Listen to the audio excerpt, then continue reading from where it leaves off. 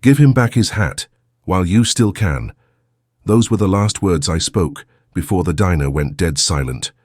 A 25-year-old punk in designer clothes stood frozen, the kind of kid who'd never faced a consequence in his life. And this brat really thought he could slap a Vietnam veteran and walk away without anyone stepping in.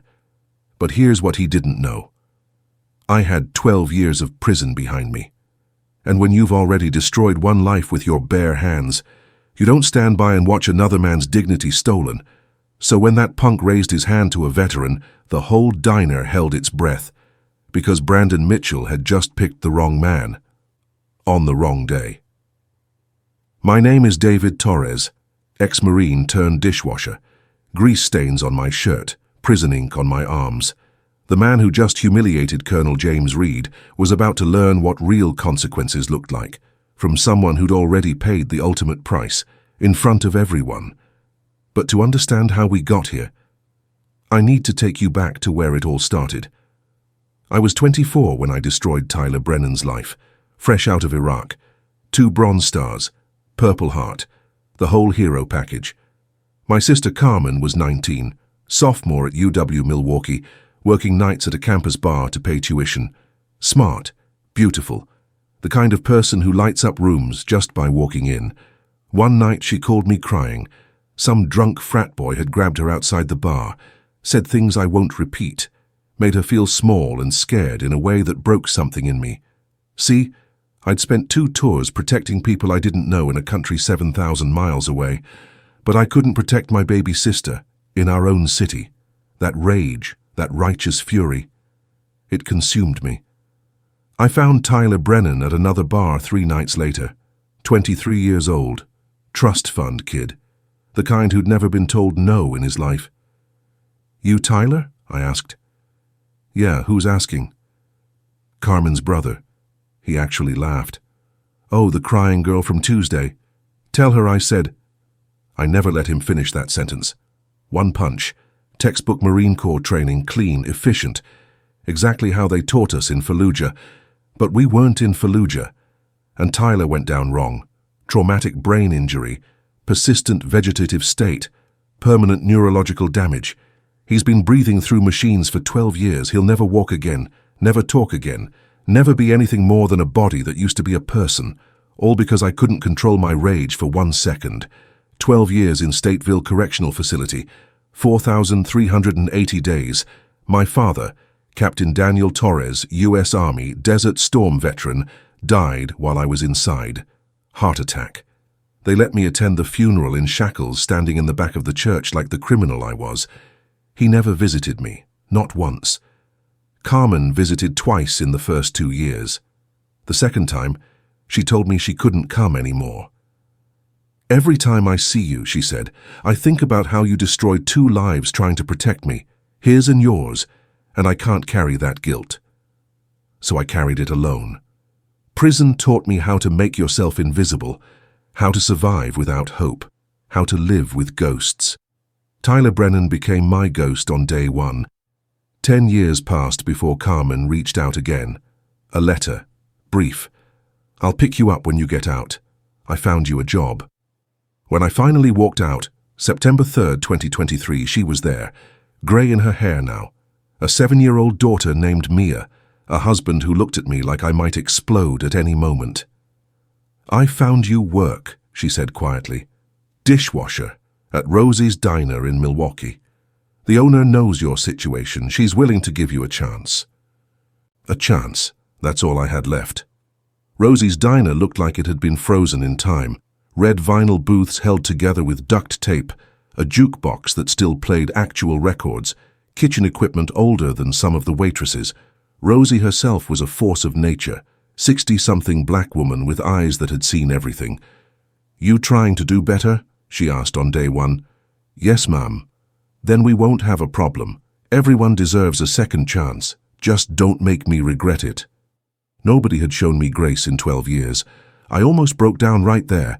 The kitchen became my world, 20 feet by 15 feet of stainless steel and redemption attempts.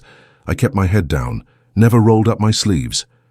The right arm had my Marine Corps tattoo, eagle, globe, and anchor. The left had prison ink, before and after written in permanent reminder. That's when I started noticing Colonel James Reed, every Tuesday and Thursday, 11:45 a.m. sharp. Same booth by the window, black coffee and a tuna melt, Vietnam veteran cap, purple heart pin. He moved like my father used to, back straight, movements precise. That military bearing that never leaves. Watching him was like watching who I could have been if I'd made different choices. The nightmares came every night. 3:47 a.m. like clockwork. Tyler's face. That moment. His mother's testimony at trial. You took my baby. He was going to be a lawyer. He was going to have children. You took all of it. October 12th, 2023. Thursday. 11:47 a.m. I was chopping onions when it happened. The kid walked in like he owned the place. Brandon Mitchell. I'd learn his name later. 25. Hair slicked back with too much gel. Checking his Rolex every 30 seconds. Designer everything. On his phone, talking loud enough for everyone to hear about some deal, some victory, some proof that he mattered. The colonel was returning from the restroom when they collided near the counter. Small bump. Nothing. Watch it, Brandon said without looking up from his phone. My apologies, young man. Yeah, well... Brandon finally looked. Saw an old man. Saw an easy target. Maybe stay home if you can't walk straight. Through the pass-through window, I watched the colonel's shoulders tighten, but he just nodded, turned to walk away. That should have been the end of it. Old people shouldn't be out if they can't handle walking. The colonel stopped, turned back slowly. Excuse me? You heard me. The diner went quiet. Sarah in the corner booth looked up from her laptop. Mr. Patterson paused mid-crossword, everyone watching. Son, I think there's been a misunderstanding. Brandon laughed. Mean, cruel. The same laugh Tyler had given 12 years ago. I'm not your son, old man. You're right. The colonel's voice stayed level. My son had manners. That's when Brandon knocked the cap off his head. Vietnam veteran. Purple heart. It hit the floor like everything sacred hitting concrete. My hands started shaking. The knife trembled against the cutting board. Not again. Please, not again. Pick it up yourself, Brandon said. The colonel bent slowly, arthritis in every movement. As he straightened, Brandon smiled. You know what your problem is? You think you deserve respect just for being old. Nobody cares about your war. That was 50 years ago. The colonel's hands trembled. Young man, in the real world. The slap cracked like a gunshot. Not hard enough to drop him. Hard enough to humiliate. Hard enough to make a 74-year-old veteran touch his face in disbelief. Time stopped. I saw Tyler's face. Saw my father's disappointment. Saw a dozen years of concrete and steel. My hand formed a fist. Old habit. Then I looked down at my arms, still covered, and slowly uncurled my fingers. Not today. Not ever again. But I could still do something. Hit that subscribe button, and let me know where you are watching from. And walked out of my kitchen. The kitchen door swung open. Slow. Deliberate.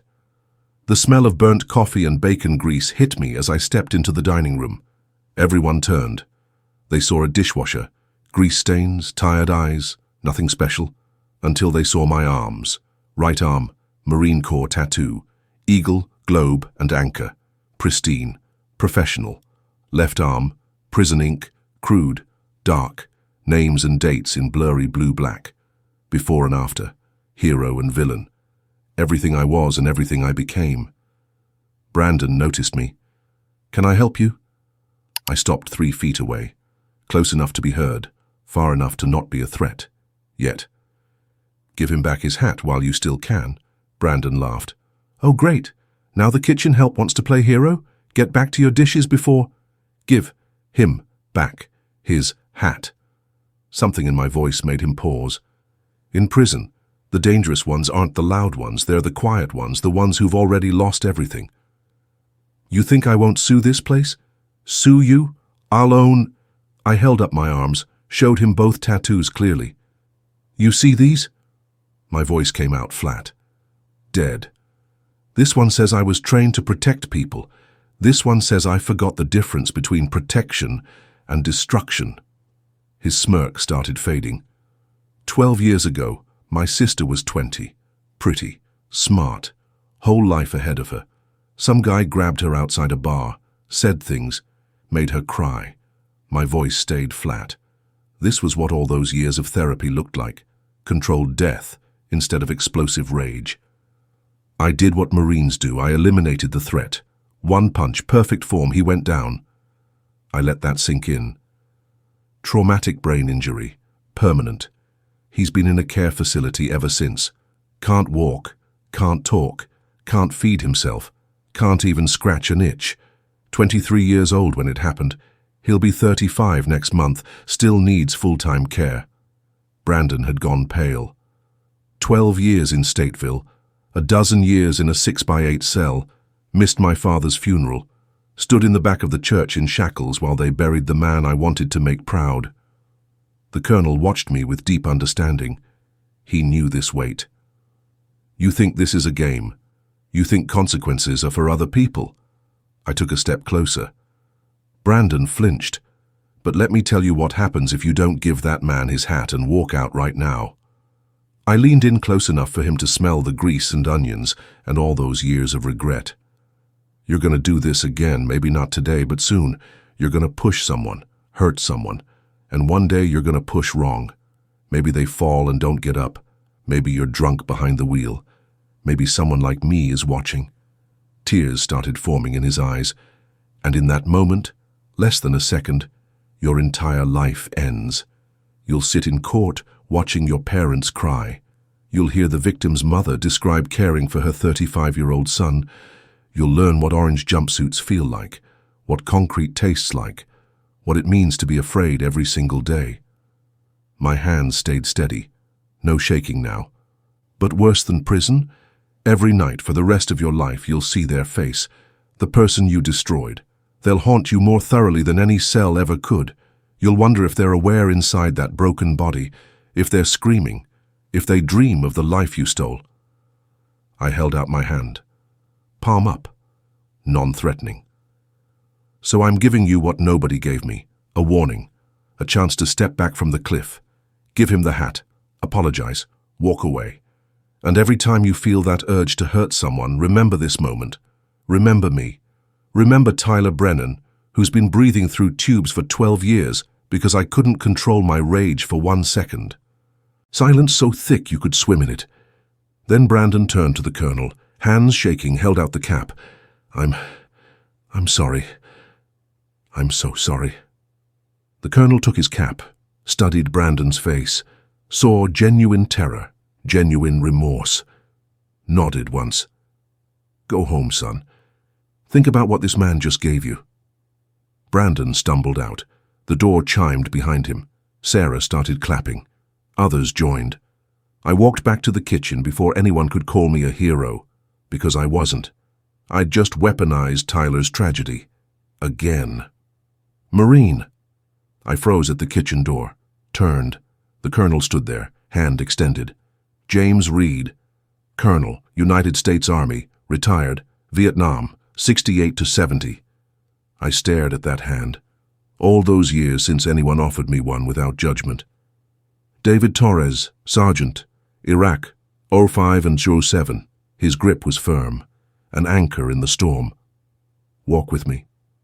We sat in his booth. Rosie brought coffee without asking. How long you been out? 5 weeks. And before? 12 years. Stateville. He nodded. No flinch, no judgment, just understanding. I came home from Da Nang in 71. Took me 20 years to stop fighting that war. This wasn't about war, Colonel. This was about control, about not being able to turn off the violence. Son, war isn't just bullets and bombs. It's learning that violence solves problems, then coming home to a world where it doesn't, where it just creates new ones. He leaned forward. I had 3 Purple Hearts when I came home. Bronze Star. Everyone called me a hero. But I'd wake up swinging at shadows. Car backfires. I'd hit the ground. My wife would touch my shoulder and I'd grab her wrist hard enough to leave bruises. His coffee cup trembled slightly. One night, my son, 6 years old, snuck up behind me while I was washing dishes. Wanted to surprise me. I spun around and had him by the throat before I knew what I was doing. Lifted him clean off the ground. My wife screamed my name 3 times before I came back, before I saw him, my own son, terrified of me. Words failed me. I knew exactly what he meant. Got help, therapy, medication, groups. Took years, but I learned something. He looked at me hard. The war doesn't end when you come home. Prison doesn't end when you're released. You carry it. Question is, does it carry you, or do you carry it? I don't know how to carry it, I admitted. It's too heavy. I looked at him, really looked at him. You ever killed anyone, Colonel? He was quiet for a long moment. Yes. Does it get easier? No. But you learn the difference between necessary and needless. You crossed that line. I crossed it too. Different war. Same lesson. He leaned back. The difference is, you're trying to learn from it. That matters. Then let me help. That's what soldiers do. We carry each other. Something in my chest cracked open, not breaking, opening, like a wound that had been sealed wrong, finally splitting clean. There's a group, veterans. Monday nights at the VFW Hall on 8th, 7 p.m. You don't have to talk, just show up. I nodded. He stood, left a 20 for a $12 meal. Then he saluted, proper, military. My hand came up automatically, sharp, clean, first time in 12 years. Semper Fi, Marine. Hurrah, Colonel. 6 months later, the Colonel missed Tuesday for the first time ever. By 2 p.m., my phone rang. Mr. Torres, this is Dr. Martinez at Mercy General. Colonel Reed asked me to call. He's had a heart attack. The knife clattered on the counter. At the hospital, I found him hooked to machines, but his eyes were alert. Marine. Colonel, listen, I need to tell you something. His grip tightened on my hand. He stared at the ceiling for a long moment. The machines beeped steadily. Something I've carried for 23 years, something that might help you understand. Long pause. My son, the one I grabbed by the throat. He killed himself, 10 years later, left a note saying he never stopped being afraid of me. The machines kept their rhythm. I've been going to that group 23 years, trying to help others not make my mistakes. But you can't balance those scales, can you? No, I said quietly. You can't. But you saved that boy, not from you, from becoming you. That has to mean something. Does it? Or did I just use Tyler's tragedy to make myself feel better? I don't have the answer, David. But I know you showed up. You keep showing up. That's more than most. He recovered, came back to the diner. We had our coffee. But something had shifted between us. Father and son, maybe. Or just 2 broken men holding each other up. 1 year later, I still work at Rosie's, still in the kitchen mostly. Carmen and I are rebuilding. Slowly. Her daughter Mia calls me Uncle David now. I read to her on Sundays. Stories where the scary things stay in the forest and fathers don't have scars. I go to group every Monday. Listen more than talk. Help the new guys when I can. I haven't written to Tyler's parents. Haven't visited him. Some ghosts you just carry. Last Thursday, a guy came in. Young, loud, rude to Rosie. I felt it rising, that old anger.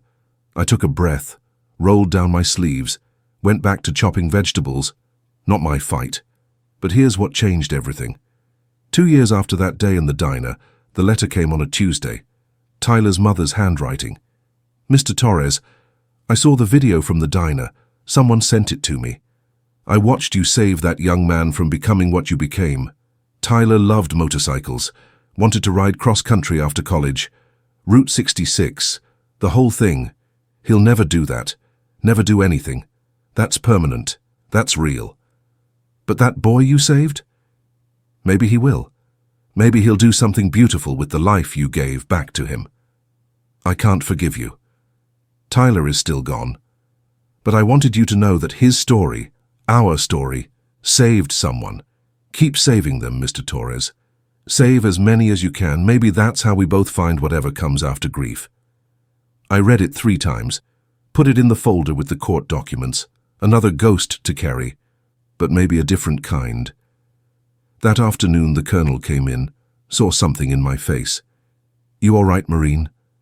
I thought about Tyler, about his mother, about Brandon, somewhere out there, hopefully choosing better. "I'm here," I said. "I'm trying." That's all any of us can do. We drank our coffee. The diner hummed around us. Every vegetable I chop is a meditation on control. Every dish I wash is a prayer for Tyler. Every day I don't destroy is a victory. It's not enough, but it's what I have. If this story hit you different, if you understand what it means to carry weight that will never get lighter, to save others from becoming what you became, hit that subscribe button and drop a comment below. Tell me about the ghosts you carry, the people you're trying to save, the weight that won't get lighter, but that you're learning to carry. Because sometimes the most dangerous person in the room is the one in the kitchen, choosing every single day not to be what they once were. Sometimes the most powerful moment is when someone shows you the cliff you're about to jump off. Sometimes the broken ones are the only ones who can save the breaking ones. This is David Torres, dishwasher, ex-Marine, ex-convict, current work in progress, reminding you that our worst moments don't have to be our last moments, that saving others from becoming what we became might be the only redemption we get, and that showing up, broken, haunted, guilty, but still showing up, is everything. Some days, it's enough. Today, it's enough. Tomorrow, we'll see.